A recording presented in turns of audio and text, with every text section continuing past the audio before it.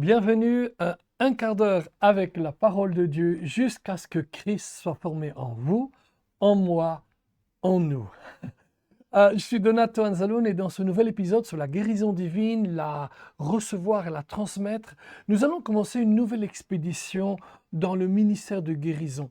Nous allons analyser les 19 guérisons de Jésus répertoriées dans les évangiles. Waouh!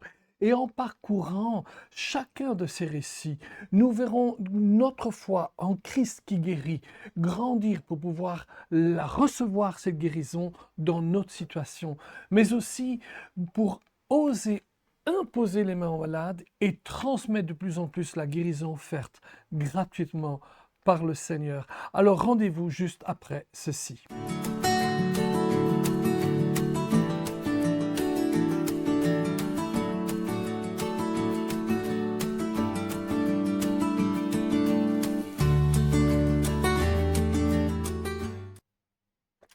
Alors, pour rappel, nous avons établi tout un fondement solide. La guérison est dans le sacrifice de Jésus sur la croix. Nous avons vu le double témoignage de Matthieu, de Pierre. Nous avons aussi compris que par ces meurtrissures, nous sommes guéris et c'est un fait accompli. Ensuite, nous avons vu la posture de Jésus face aux malades. Il guérissait tous ceux qui venaient vers lui, qui lui ont été apportés, etc. et tout. Et nous avons conclu quelque chose d'extraordinaire. Il les a guéris tous. Et finalement, nous avons vu dans le précédent épisode que son ministère continuait au travers de ceux qui croyaient en lui. Et donc, avec ce nouvel épisode ce soir, nous entamerons l'étude détaillée, approfondie, de nombreuses guérisons qui ont eu lieu pendant le ministère terrestre de Jésus. Amen. On peut se poser la question. Pourquoi étudier les récits de guérison que l'on trouve dans le Nouveau Testament? Le Nouveau Testament rapporte 19 cas de guérison chez Jésus. Il y a d'autres cas, bien sûr, mais Jésus-Christ, il y a 19 cas bien précis.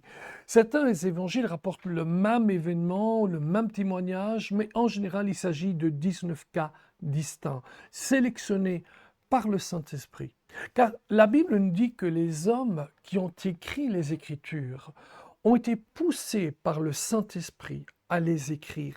Ce n'était donc pas un choix humain, c'est le Saint-Esprit qui a choisi ce qui serait enseigné, communiqué, transmis, et il a dirigé ses auteurs pour qu'ils écrivent au-dessus de ces 19 guérisons.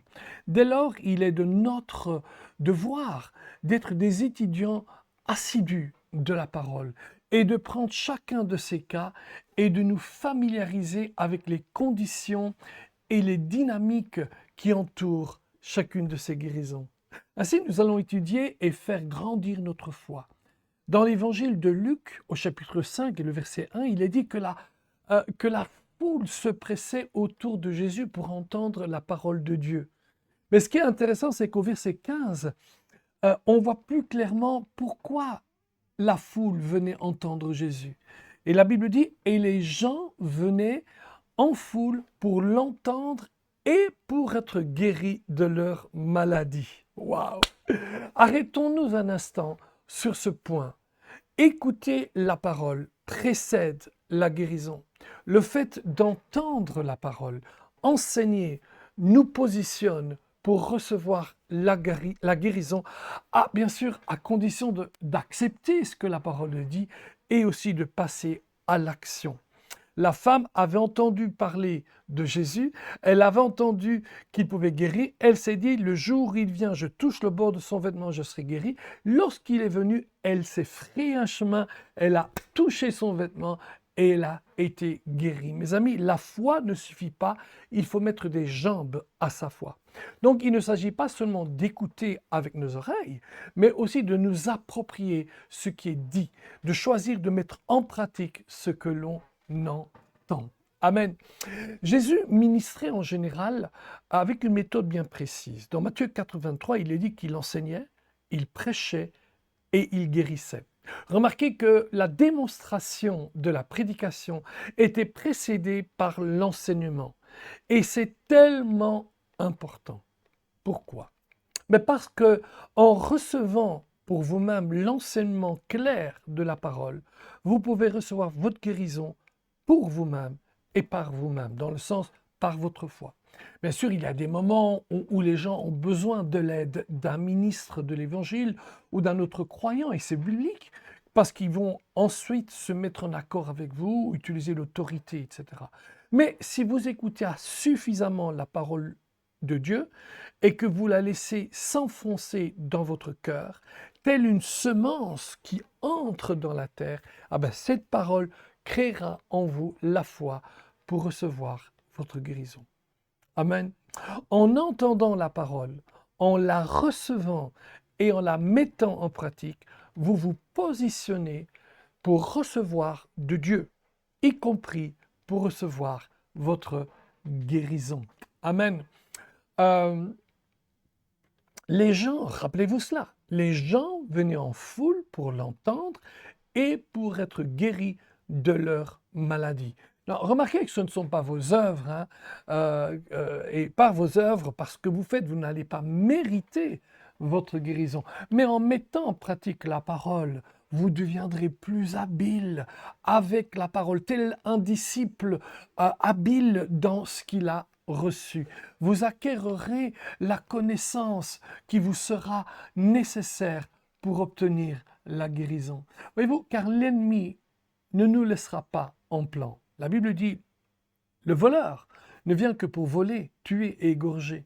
Mais moi je suis venu afin que vous ayez la vie en abondance, dit Jésus. Voyez-vous, le volet vient toujours pour voler. Il vient en contre-attaque. Avec un bon enseignement, vous savez comment triompher face à une contre-attaque.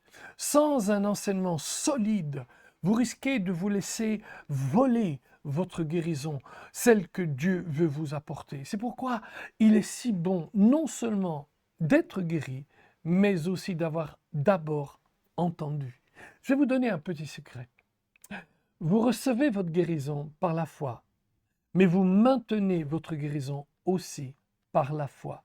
D'abord vous entendez, puis la foi vient dans votre cœur. Ensuite, vous continuez à entendre et la foi continue à conserver votre guérison. Amen. Alors, entrons maintenant dans notre premier récit, le récit de... Ouais. J'ai un problème parce qu'on l'appelle comme ça, c'est comme si on dit le Thomas le douteux, et alors ici on dit l'aveugle Bartimée. Attention, lorsque vous irez au ciel et que vous le rencontrez, dites « Ah, c'est toi l'aveugle Bartimée !» Il va vous donner une gifle. Il va dire « Je ne suis plus aveugle depuis que j'ai crié à Jésus, fils de David, aie pitié de moi. » Amen.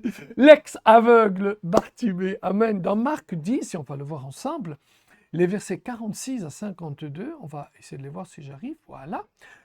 Voyons ça ensemble. Ils arrivèrent à Jéricho, et lorsque Jésus en sortit, avec ses disciples et une assez grande foule, vous voyez, Jésus était toujours accompagné de foule, le fils de Timée, Bar-Timée, vous voyez qu'en hébreu on dit Ben pour dire fils, en araméen on dit Bar. Bar-Timée, c'est le fils de Timée. Bartimée, mendiant aveugle, remarquez qu'il est mendiant aveugle jusqu'au moment où Jésus le guérit. Avant, il était aveugle, après il ne l'est plus. Amen. Était assis au bord du chemin, dans un croisement si on veut. Il entendit que c'était Jésus de Nazareth et il se mit à crier « Fils de David, Jésus, aie pitié de moi !»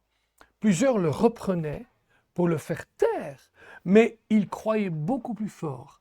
Il criait beaucoup plus fort, « Fils de David, aie pitié de moi !» On continue. Jésus s'arrêta et dit, « Appelez-le !» Ils appelèrent l'aveugle, de nouveau, il est toujours aveugle à ce moment-là, en lui disant, « Prends courage, lève-toi, il t'appelle. » Alors là, moi, j'ai vraiment l'impression d'avoir un Louis de Funès. Vous savez, Louis de Funès, faucheton, et puis tout d'un coup, on voit que l'autre est dans les... est apprécié de quelqu'un qui dit « Ah non, viens. Oh, mon ami, viens. » Mais c'est un peu ça. D'abord, ils le reprennent et puis il dit « Allez, viens, le maître t'appelle. » L'aveugle, de nouveau, l'aveugle, mais regardez là, il est aveugle jusqu'à ce moment-là, jeta son manteau et se levant d'un bond, vint vers Jésus. Jésus, prenant la parole, lui dit, « Que veux-tu que je te fasse ?» Rabouni, lui répondit l'aveugle. Mais regardez le nombre de fois le mot aveugle est inscrit là. Que je recouvre la vue. Et Jésus lui dit, va, ta foi t'a sauvé. Aussitôt, il recouvra la vue et suivit Jésus dans le chemin. Waouh! Il suivit Jésus, il n'avait plus besoin d'une bâton ou qu'on le porte, il voyait Jésus et il le suivit. Ouais, on va essayer de prendre un peu de temps quand même pour décortiquer tout cela. Je trouve ça vraiment tellement important comme passage. Et donc, on va essayer de le décortiquer un petit peu et probablement qu'on finira la semaine prochaine. Et on veut extraire toute la lumière car nous pourrons passer à côté de quelque chose que Dieu veut nous donner parce qu'il y a une puissance dans ce récit, surtout si on le lit trop rapidement. Au verset 46, on voit quelque chose d'intéressant. Il est dit, Bartimée, mendiant aveugle, était assis au bord du chemin. On va retourner là, peut-être que comme ça on le voit mieux. Voilà. Regardez le verset 46. Bartimée, mendiant aveugle, était assis au bord du chemin. Il est intéressant de noter que c'est l'un des rares cas de guérison où le malade porte un nom dans les évangiles. Il y a d'autres exceptions. Il y a Lazare, mais là, ce n'est pas une maladie dans le sens, c'est une résurrection. Et il y a Malchus, si vous vous rappelez, le serviteur du souverain sacrificateur, qu'au moment où Jésus était à Gethsémani, les gardes sont venus le chercher pour le porter devant son tribunal, et Pierre tira l'épée, coupa l'oreille de Malchus, et Jésus guérit l'oreille. Cela nous indique quand même que Bartimée était certainement bien connu dans la région en tant que mendiant et aveugle. Il y avait certainement d'autres Bartimée, mais là, il est clair dit mendiant et aveugle, et plusieurs fois on dit l'aveugle, l'aveugle, l'aveugle, comme si on sait de qui on parle. Et donc, il se tient au bord du chemin, on peut dire dans une intersection, il y a un grand passage, il y a beaucoup de gens qui viennent, vous savez, c'est un petit peu comme aujourd'hui, il y a des mendiants qui sont à gauche et à droite, qui vont, comment on appelle ça, dans les places publiques ou devant des grands magasins et tout. Et donc, c'est un miracle qui allait bien être indéniable et sera bien remarqué par la multitude des gens. Il est clair que les gens le connaissaient en tant que mendiant, aveugle, mais quand Jésus en a eu fini avec lui et l'a guéri, il a été connu plus pour être mendiant et aveugle, mais être Bartimée, celui qui voit. Amen. Avec une nouvelle identité. Aujourd'hui, Dieu veut te donner une nouvelle identité. Amen.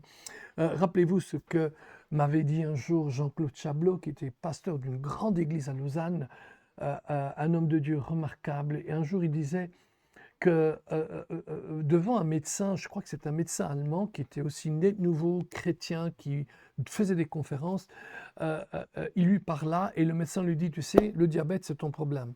Alors il dit, mais qu'est-ce que c'est mon problème? Ben oui, d'abord tu dis, j'ai le diabète. Ensuite tu dis, mon diabète. Et ensuite tu dis, je suis diabétique. Tu t'es complètement identifié avec ta famille, avec ta maladie. Mes amis, ne vous identifiez jamais avec votre maladie. Au pire, dites, je suis attaqué par le diabète, je suis attaqué par un cancer, je suis attaqué par ceci, mais vous n'êtes pas diabétique. Amen. Amen. Vous n'êtes pas diabétique. Amen. Je vais voir si je peux arranger quelque chose ici. On va voir si j'y arrive. Voilà, voilà. Je trouve que c'est mieux comme ça. Et comme ça va bien aussi. Super, super. Amen. Et donc, nous ne le connaissons pas comme un mendiant, mais comme un miraculé, quelqu'un qui a changé son identité. Voyez-vous, des gens peuvent vous avoir connu d'une certaine manière dans votre passé. Vous étiez drogué, vous étiez voleur, vous étiez mafieux, mais maintenant vous êtes enfant de Dieu. Vous étiez enfant de colère, mais maintenant vous êtes fils de la lumière ou fille de la lumière. Laissez Dieu réécrire l'histoire de votre vie. Ce n'est plus l'aveugle Bartimée, mais c'est Bartimée qui voit et surtout qui suit Jésus. Amen. Regardez le verset 47 maintenant. Il a entendu que c'était Jésus de Nazareth et il se mit à crier « Fils de David, Jésus, aie pitié de moi !» Waouh! Remarquez ceci, mes amis. Ce que vous entendez détermine ce que vous croyez et ce que vous attendez. Waouh! Je recommence ça. Ce que vous entendez détermine ce que vous demandez. C'est la première chose que je voulais dire, je me suis trompé là, je vais le redire de nouveau. Ce que vous entendez détermine ce que vous allez demander. Ce que vous entendez détermine ce que vous croyez et ce que vous attendez de la part de Jésus. Bartimée avait entendu quelqu'un ou quelque chose à propos de Jésus. Amen, on lui dit que c'était Jésus et il se mit à crier « Jésus, fils de David ». Il savait qui était Jésus, amen. Il avait certainement entendu qu'il guérissait les malades. Alors il a crié en implorant la pitié. « Aie pitié de moi ». On peut peut-être dire, le mot pitié en français n'est pas si bien que ça. On pourrait dire « compassion de moi ».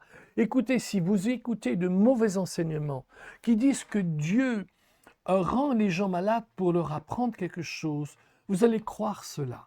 Et quand vous croyez quelque chose qui n'est pas en accord avec la parole de Dieu, l'ennemi sera en mesure de prendre ce que vous croyez et de l'appliquer dans votre vie et de l'accomplir. Mais si ce que vous croyez, vous dites, est en accord avec la parole de Dieu, alors ce sera Dieu qui va l'accomplir. Il est crucial de comprendre aussi la nature de ce cri. Il cria « Fils de David, Jésus, aie pitié de moi ». Il ne s'agit pas d'un cri de désespoir, de panique ou d'anxiété. Non, non. Ce n'était pas le cri d'un mendiant angoissé. C'était le cri de la foi. Wouh! Alléluia! En tant que chrétiens, nous ne sommes pas un peuple désespéré, sans promesse, sans espoir. Ces jours-là sont révolus, mes amis. Nous avons un Père qui nous aime, qui pourvoit à tous nos besoins et qui guérit toutes nos maladies. Ainsi, Bartimée nous enseigne que la foi ne doit pas être silencieuse. Comme je l'ai dit auparavant, mettez des jambes à votre voix. Mettez une voix à votre foi. Amen. Je vous renvoie à Romains 4, 17, où il est écrit que d'Abraham, devant celui auquel il a cru, Abraham devant Dieu, Dieu qui donne la vie aux morts et qui appelle les choses qui ne sont point comme si elles existaient. Ou bien d'autres versions disent, et qu'il appelle à l'existence les choses qui ne sont pas.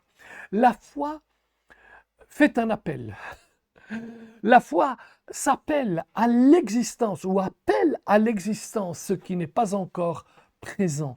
Cela signifie que face à une douleur dans le corps, la foi ne nie pas l'existence de la douleur en disant « je n'ai pas mal ».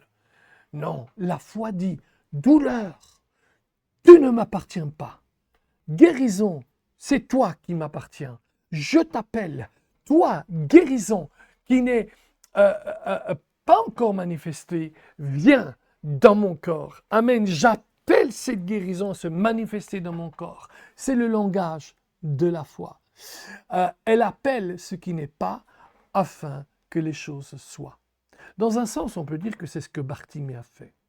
Il fit appel à Jésus, celui qui guérit pour répondre à ses besoins. Il n'a pas attendu quelque chose d'autre ou que quelqu'un d'autre ait pitié de lui, l'aide ou quoi que ce soit. Non, il a été avec sa propre foi. Croyez-moi, votre foi s'affaiblira si vous cherchez constamment à être sous le parapluie de la foi d'une autre personne. Amen. Regardez le verset 48 maintenant. On est là. Non, ici, 48.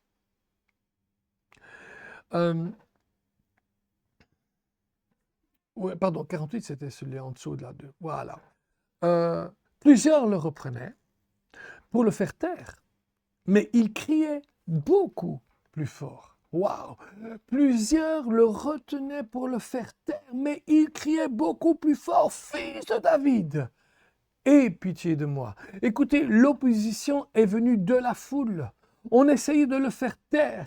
Alors il crie encore beaucoup plus fort. J'ai dit beaucoup plus fort. Ce qui veut dire que sa voix s'élevait au-dessus de la voix des autres. Votre voix doit être plus forte que la voix du tentateur, de celui qui veut vous faire mal, de celui qui veut vous faire douter, de celui qui vous dit accepte ta maladie, Dieu veut t'apprendre quelque chose. Non, vous devez crier plus fort que ça et dire non, Dieu n'a pas envoyé cette maladie. Mes amis, quand papa avait l'Alzheimer et ensuite le Parkinson, il a dit à quelqu'un qui s'était moqué de lui, je veux que tu saches, cette maladie, je ne suis pas allé la chercher. Amen. Lève-toi, mon ami. Alléluia. Et que ta voix soit plus forte que la voix de l'ennemi. Tu dis non, je ne suis pas diabétique. Je suis peut-être attaqué par le diabète, mais il ne m'appartient pas. Je ne suis pas identifié avec le diabète. Je ne suis pas identifié avec la paralysie. Oh, mes amis. Il n'a pas murmuré en lui-même. Oh, Dieu me connaît. Il sait ce que j'ai besoin. Peut-être que s'il veut, il n'a qu'à venir. Jésus n'a qu'à s'arrêter. Non. Il était au milieu d'une foule bruyante. Et nous sommes tous au milieu d'une foule bruyante.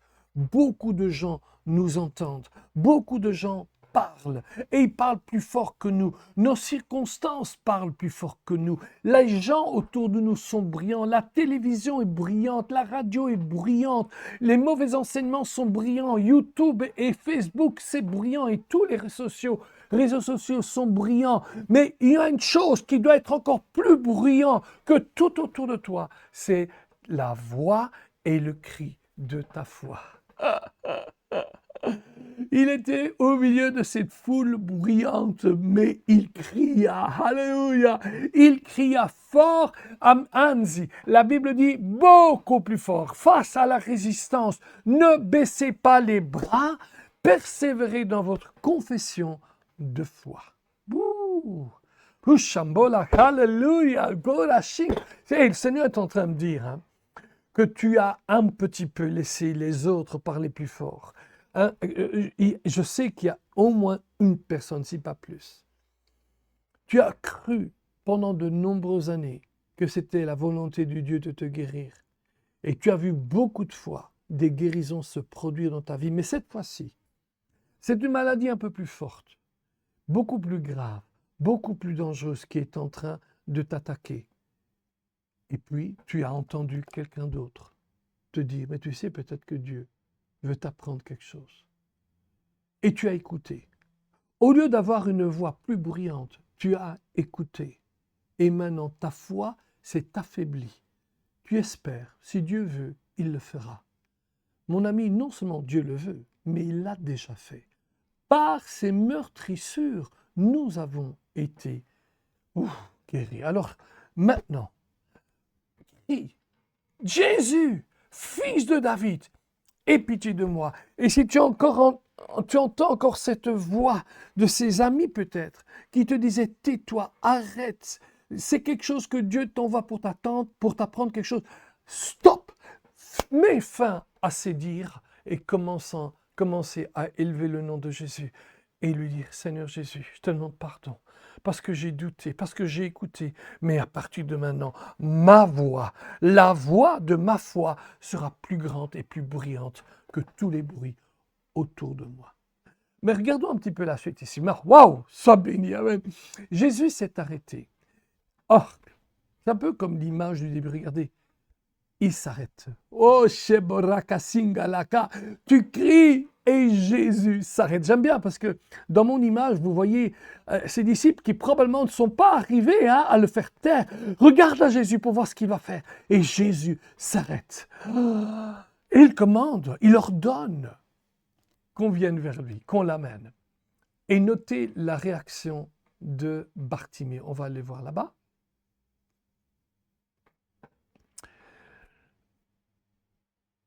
Les gens lui disent, prends courage, lève-toi, il t'appelle. Et regardez ce qui se passe au verset 50.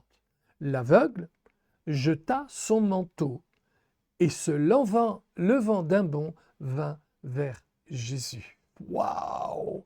Jeter son manteau, vous savez, il y a des tas de choses. Certains disent que c'était le menton de l'aveugle, un petit peu comme la canne d'un aveugle, c'est possible.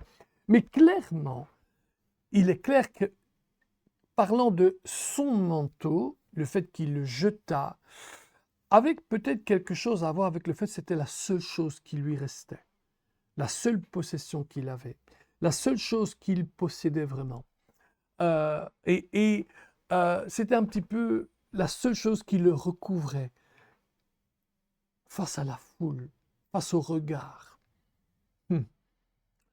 En jetant son manteau, il se débarrassait de son identité de mendiant, d'aveugle. Il ne vivait plus de l'aumône. Il a décidé qu'elle allait croire et de vivre, qu'il allait croire et qu'il allait vivre par le miracle que Jésus lui aurait donné. Voyez-vous, Jésus lui pose une question simple, mais profonde. Que veux-tu que je te fasse? Que veux-tu que je te... Et Jésus te pose la même question maintenant. Que veux-tu que je te fasse? Le Seigneur savait ce dont il avait besoin, mais il voulait l'entendre. Entendre sa requête précise, une requête de foi, une requête qui ne disait pas « Oh Seigneur, je sais que tu m'as envoyé ça pour m'apprendre quelque chose, mais je n'en peux plus. Ça fait longtemps que j'apprends des choses et je n'en peux plus. Aide-moi. » Non, non, sa foi criait plus fort, beaucoup plus fort que le bruit autour de lui. Et donc, il a dit ce qu'il voulait. Et savez-vous quoi? Nous devons apprendre à avoir une telle foi en lisant la parole, de savoir ce que Dieu promet et de savoir ce qu'il faut dire à Jésus lorsque Jésus te dit, vous dit, me dit, que veux-tu que je te fasse? Et Bartimée a répondu sans hésitation, Rabouni, que je recouvre la vue. Et Jésus a répondu, va, ta foi t'a sauvé. On va le revoir ici, c'est marqué là. Et aussitôt, il recouvra la vue et suivit Jésus dans le chemin. Remarquez un petit peu cette progression. Sa foi fit du bruit, elle s'est exprimée avec insistance, elle a été accompagnée d'une action, jeter son manteau, et s'est conclue par une confession précise. Waouh! Waouh! Le psaume 107 au verset 2 nous dit que « Ainsi disent les rachetés de l'Éternel, ceux qu'il a rachetés de la main de l'ennemi. Je suis racheté, je suis racheté, je suis racheté. » Votre rédemption ne produit pas son effet véritable tant que vous ne le proclamez pas dans votre vie. Commencez à vous appeler guéri. Je ne vous dis pas de nier une réalité ou la réalité du diagnostic, mais c'est justement face à ce diagnostic que vous appelez la manifestation de la guérison. Vous dites, je suis guéri par les meurtrissures de Jésus. J'appelle mon corps libéré de la douleur. C'est par la loi de la foi que vous allez être guéri. Cela ne comprend pas d'une manière mentale. C'est la foi qui vient du cœur. Amen. L'esprit ne peut pas calculer ce que le cœur peut croire. Votre mentalité ne calcule pas ce que le cœur croit. On ne vous demande pas de comprendre comment un simple mot peut se réaliser et changer la situation. Pas plus qu'on ne comprend pas comment la confession de Jésus comme sauveur nous fait passer des ténèbres au royaume de Dieu. Ce sont des lois spirituelles. Que ce soit aujourd'hui pour votre déclaration, Dieu accomplit sa parole. Non pas quand vous restez silencieux, mais quand il l'entend dans votre bouche. Alors persévérez, criez à lui dans la foi, jetez votre vieil habit de mendiant et suivez Jésus sur le chemin de la guérison. Amen, amen. Alors on va terminer par 3 questions d'approfondissement. Qu'est-ce que Bartimée avait entendu au sujet de Jésus qui a produit une telle foi? Ensuite, quelle voix est la plus forte dans ma vie aujourd'hui? Celle de la foi ou celle du découragement, du bruit de la foule? Et finalement, quel manteau dois-je abandonner pour manifester ma foi à Jésus? Amen. Well, on arrive à la fin maintenant. La semaine prochaine, nous allons continuer cette étude de la guérison de Bartimée. C'est une des rares cas où on va faire 2 fois sur le même récit. Mais on va se retrouver avec 19 récits de guérison, tous ceux que Jésus a guéris de son temps. Alors, soyez bénis et on se voit ensemble la semaine prochaine.